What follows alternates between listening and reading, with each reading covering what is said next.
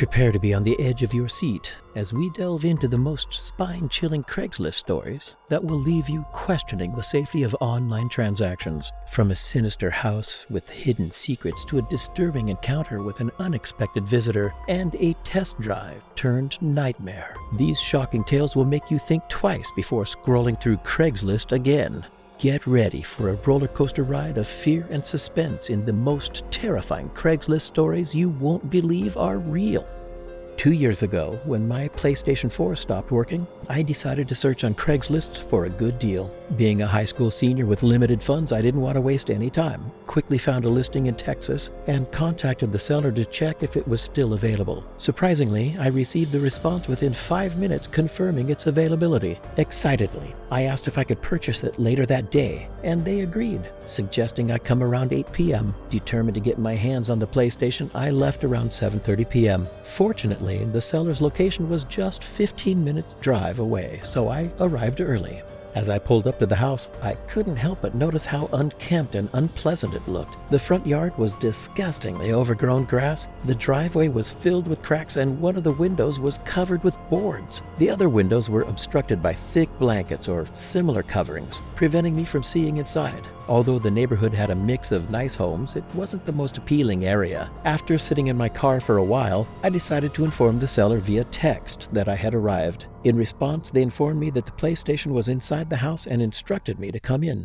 As the sun set, I hesitated about entering the house alone, but as a 17-year-old, I pushed away my fear and proceeded. The blanket-covered windows moved, indicating someone saw me waiting in the car. I texted my presence, receiving a reply instructing me to come in. Opening the door cautiously, a musty smell engulfed me. Darkness filled the house, unsettling my senses. Contemplating whether to stay or go, a light flickered on the far end. I called out, met with silence. Venturing further, I found an empty, eerie house. Feeling it wasn't worth the risk, I decided to leave. As I reached for the door, I heard footsteps from another room. Without hesitation, I slammed the door, raced to my car, and fled. Later, I received a disapproving text from the man. I blocked the number, realizing eBay was a safer option for a PS4.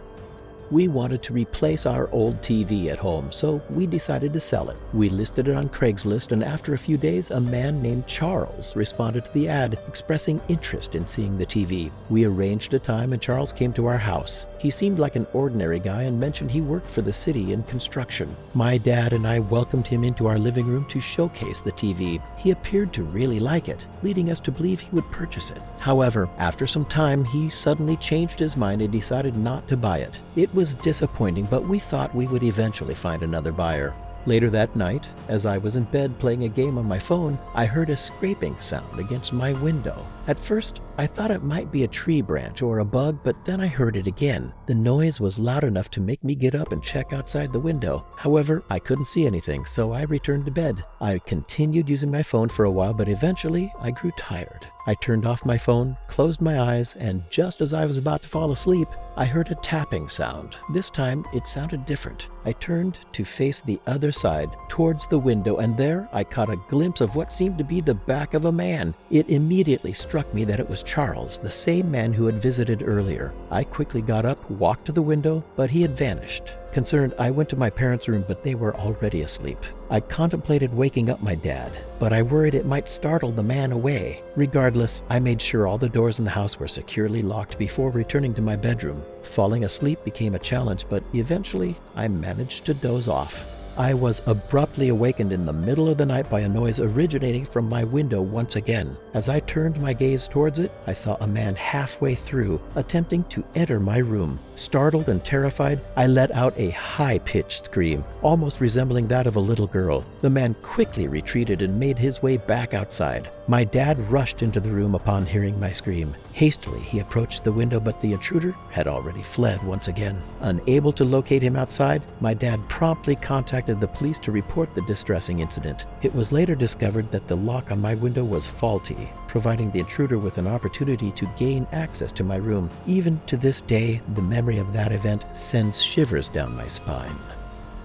Last summer, at the age of 19, I found myself in the market for a new car after my old one's transmission failed. Having had success with Craigslist before, I decided to explore the platform once again due to its reputation for offering competitive prices. Among the listings, I came across a reasonably priced 2013 Nissan Altima that piqued my interest. I contacted the seller, Brian, and we scheduled a viewing for the next day, Friday evening. Using my dad's car, I arrived at Brian's house in a fairly average-looking neighborhood. Notifying him of my presence, I awaited his arrival. When Brian emerged, we exchanged greetings and he proceeded to introduce me to the car. During the next 15 minutes, I meticulously examined the vehicle inside and out. Brian then suggested taking it for a test drive, an offer to which I agreed. With Brian in the passenger seat, I started the car and we ventured into a bustling road.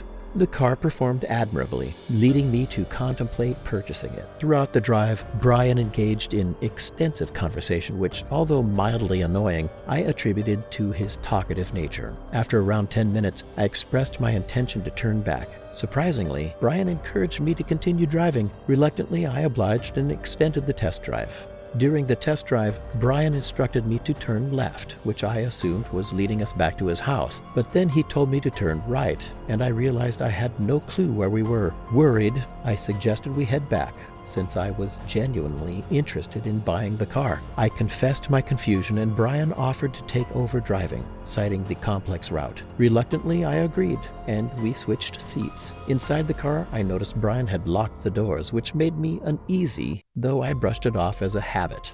As we continued, my anxiety grew. I knew we should have reached his house by then. I asked about our location, but Brian remained silent. Another 10 minutes passed, intensifying my apprehension. Wanting to contact my mom, I attempted to use my phone, but Brian demanded I put it away. Refusing, I asked him where he was taking me. He made a move for my phone. I curled up, protecting it. He pulled over and I quickly reclined my seat, moving it to the back. Brian demanded my phone, claiming he wouldn't harm me if I complied. To my surprise, a truck pulled over behind us. A strong-looking man approached, asking if everything was okay. Seizing the chance, I spoke up, revealing the situation. The man asked Brian to step out, mentioning an exhaust problem. Brian complied and I swiftly escaped, seeking refuge in the man's truck. I asked for a ride and he agreed. Realizing he couldn't match the man's size, Brian fled in his car. I called the police and the man drove me back to my dad's car at Brian's place, where we met with the authorities. Although Brian had vanished, we provided them with his license plate and the Craigslist listing. Thankfully, they apprehended Brian a few days later. While I eventually got a new car, I now avoid inspecting vehicles alone.